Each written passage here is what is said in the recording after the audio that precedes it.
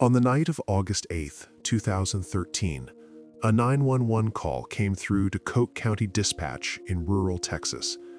The voice on the other end was breathless, fractured, difficult to parse. The man was asking for help, but the words tumbled out in fragments that didn't quite connect.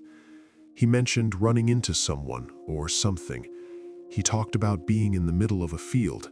He sounded afraid. The call lasted less than a minute. By the time law enforcement arrived at the location, no one was there.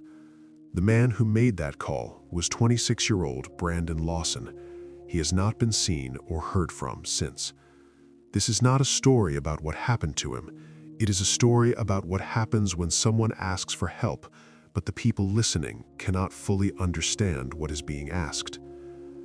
Brandon Lawson lived in San Angelo, Texas, with his longtime girlfriend, Lawson, and their 3 young children, along with Ladessa's daughter from a previous relationship. He worked in the oil fields, long shifts in harsh conditions, the kind of labor that wears down the body and the mind in equal measure. By all accounts, he was a devoted father. He loved his kids. He took his responsibilities seriously. But, like many people, Brandon carried stress that was not always visible. On the night of August 8th, he and Ladessa had an argument. The details of that argument have never been made fully public, but it was significant enough that Brandon decided to leave the house. He got into his truck and drove away, heading east on US Highway 277 toward the town of Abilene, where his father lived. It was late, well past midnight, and the highway stretched long and empty through the dark Texas plains. At some point during that drive, Brandon's truck ran out of gas. He came to a stop on the side of the highway between the towns of Bronte and Blackwell, a desolate stretch of road where there are no streetlights, no gas stations, no houses visible from the pavement. It is the kind of darkness that feels absolute. At 12:38 in the morning, Brandon called Ladessa. He told her he had run out of gas and asked if she could come help him. Ladessa later said that Brandon sounded normal during this call, perhaps a little frustrated, but not panicked. She agreed to come, but she did not leave immediately. She has said that she wanted to give him time to cool off, to let the argument settle before they saw each other again. She would later express deep regret about this decision. At around 12:50, Brandon called his brother Kyle, who also lived in the area. Kyle agreed to bring gas and started driving toward the location Brandon had described. Kyle was on his way. Help was coming, but something happened in the minutes between that call and Kyle's arrival. At 12:54 in the morning, Brandon Lawson called 911. The call was recorded, and it has been analyzed countless times by investigators, family members, and people online who have tried to make sense of what Brandon was saying. The audio is poor. His voice is strained, out of breath, speaking rapidly. There are pauses where he seems to be listening to something or moving. The dispatcher asks him what his emergency is, and Brandon responds, but his words do not form a clear narrative. He says he is in a field. He mentions running into someone, or possibly says someone is running after him. He talks about needing the cops. There are references to others, though it is unclear if he means other people or something else entirely. The call is confusing. The dispatcher asks for clarification, but before the conversation can be untangled, the call ends. It lasted only 53 seconds. Law enforcement was dispatched to the area. A deputy arrived within minutes and found Brandon's truck parked on the side of the highway, but Brandon was not there. Kyle arrived shortly after and also found the truck empty. He waited. He searched the immediate area. He called out Brandon's name. There was no response. The night was silent except for the occasional passing vehicle. To understand what may have happened during those critical minutes, it is necessary to consider the state Brandon may have been in when he made that call. He had been driving for some time in the middle of the night after an emotionally charged argument. He had run out of gas on a dark, isolated highway. He was stranded, waiting for help that had not yet arrived. Exhaustion, stress, and adrenaline can do strange things to the way a person perceives their surroundings. In darkness, shapes become ambiguous, sounds carry differently. A person walking along the highway might be mistaken for a threat. An animal moving through the brush might sound like footsteps. When someone is already on edge, already feeling vulnerable, the brain begins to interpret the environment through a lens of heightened vigilance. Every shadow becomes something to monitor. Every noise becomes something that might require a response. This is not a matter of rational thought. It is a primal reaction, a survival mechanism that activates whether the danger is real or imagined. It is possible that Brandon, standing alone in the darkness, heard or saw something that alarmed him. Perhaps another vehicle slowed down as it passed. Perhaps someone stopped to ask if he needed help, and in his state of mind, that interaction felt threatening rather than reassuring. Perhaps he saw lights in the distance and misunderstood what they were. Perhaps he heard voices or sounds that he could not identify. When a person is afraid, when they are trying to make sense of something that feels wrong, their communication can become fragmented. They speak in half sentences. They describe what they perceive without the context that would make it understandable to someone else. The 911 call reflects this. Brandon is trying to convey urgency, but he is not able to articulate a clear sequence of events. He is reacting, not narrating. He is inside the experience, not standing outside of it. The dispatcher on the other end of the line is trying to gather information, but the information Brandon provides does not fit into a recognizable pattern. It is not a car accident. It is not a medical emergency. It is not a clear threat. It is something else, something harder to categorize. And in those critical seconds, the opportunity for mutual understanding slips away. When Kyle arrived at the scene, he saw Brandon's truck parked legally on the side of the road, hazard lights off. The keys were not in the ignition. Brandon's phone, wallet, and other personal belongings were gone, suggesting that he had taken them with him when he left the vehicle. Kyle searched the area on foot, calling out for Brandon, checking the ditches and the brush along the roadside. He found nothing. The deputy who responded to the 911 call also searched the vicinity but did not locate Brandon. As the night wore on and Brandon did not reappear, the concern deepened. Ladessa, who had been on her way to help, arrived to find Brandon's truck, but no sign of Brandon. She joined the search. Other family members were contacted. By the time the sun began to rise, it was clear that something was very wrong. In the days that followed, a large-scale search was organized. Volunteers, law enforcement, search and rescue teams, and cadaver dogs combed the area around the highway. They searched fields, ravines, abandoned buildings, and cattle tanks. They covered miles of terrain. The land in that part of Texas is rough, covered in mesquite and cactus, with uneven ground that can be treacherous to navigate, especially at night. It is easy to become disoriented. It is easy to stumble. It is easy to get injured. Despite the extensive search efforts, no trace of Brandon was found. No clothing, no footprints, no signs of a struggle. It was as if he had simply vanished. The truck was processed for evidence, but nothing in the vehicle suggested foul play. There was no blood, no signs of an altercation. It was just a truck, out of gas, sitting on the side of a highway. Theories began to circulate almost immediately. Some people believed that Brandon had encountered someone with bad intentions, that he had been picked up or confronted by a stranger and met with violence.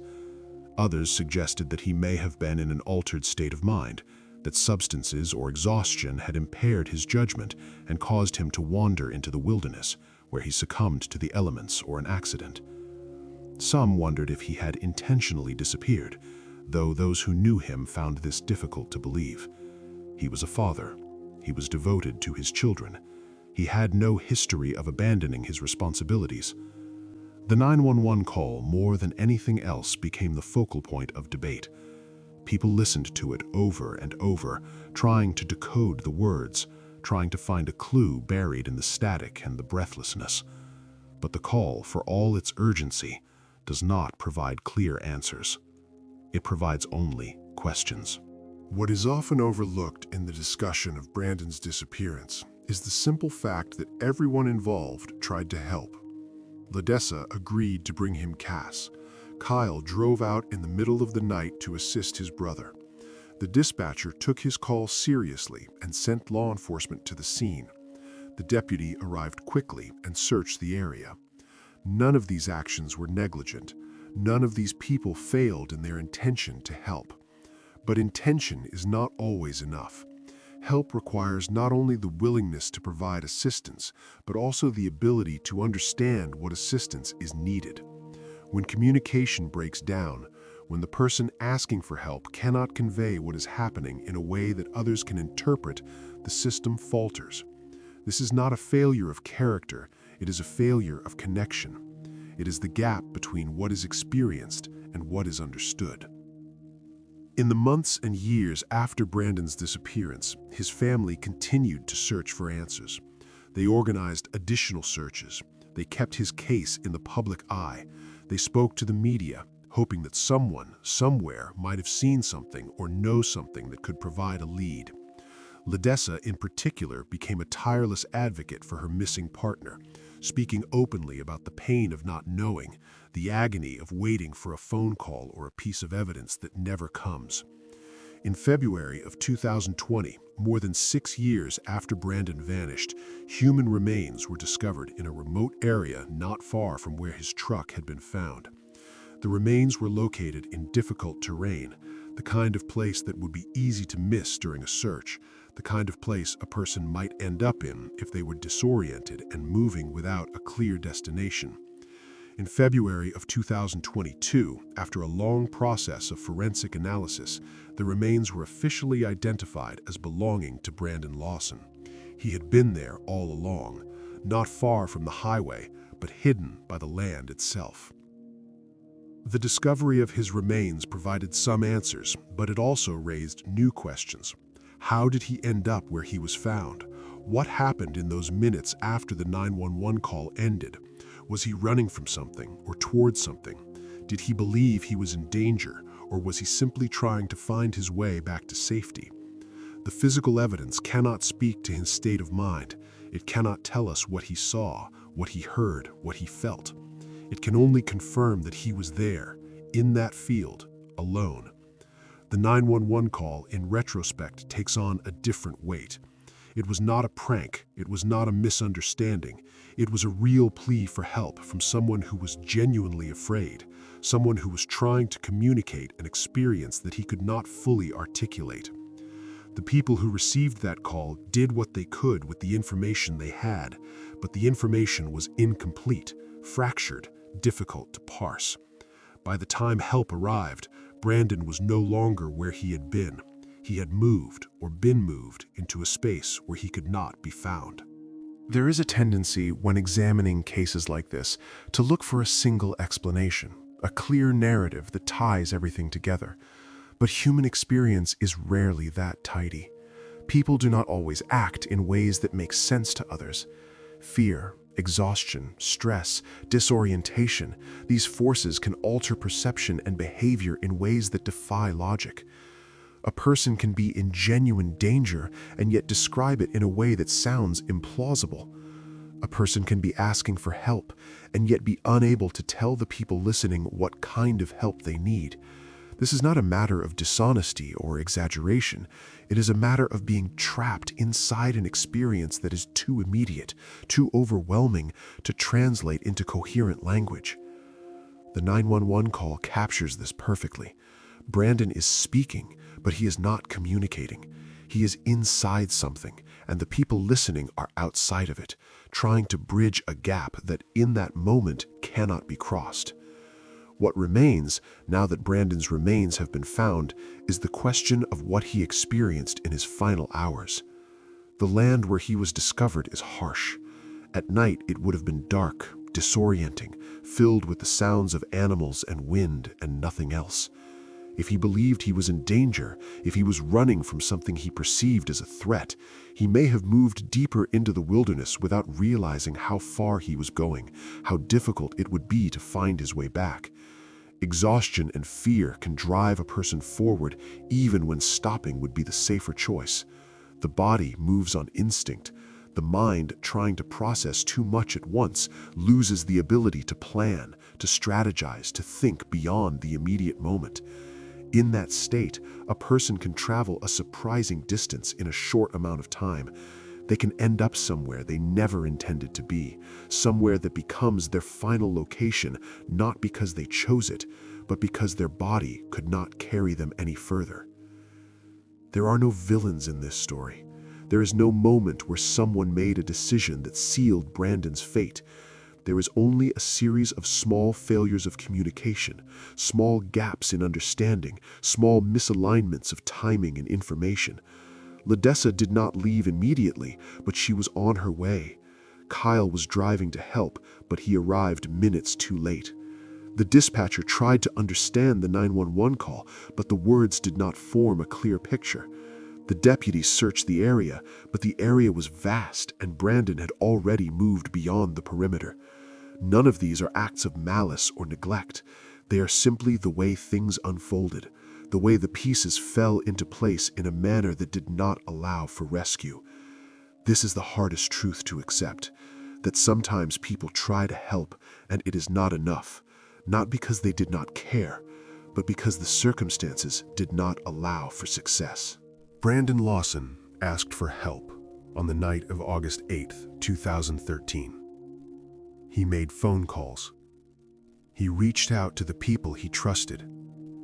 He dialed 911. He spoke into the darkness, hoping that his words would be understood, that someone would come, that he would be found. But the help that was offered could not reach him in time. The words he spoke could not be fully decoded. The search that was conducted could not locate him before it was too late. He was there, in the field, alone. And he remained there long after everyone stopped looking in that exact spot. His case is a reminder that asking for help does not always mean being saved. It is a reminder that communication is fragile, that understanding requires more than just hearing words, that sometimes the gap between a person in crisis and the people trying to assist them is too wide to cross. It is a reminder that the night can swallow someone whole, even when they are only a short distance from the road, even when people are searching, even when everyone involved is doing their best. What we are left with is the sound of that call, the image of a truck on the side of a highway, the knowledge that someone was afraid and alone, and that despite all efforts, he could not be brought back to safety. There is no closure in the traditional sense, no moment where everything makes sense. There is only the quiet acceptance that some things remain unknowable, that some experiences cannot be fully translated, and that the people we lose sometimes slip away not because no one cared, but because the world is vast and dark and indifferent. And sometimes, despite everything, help does not arrive in time.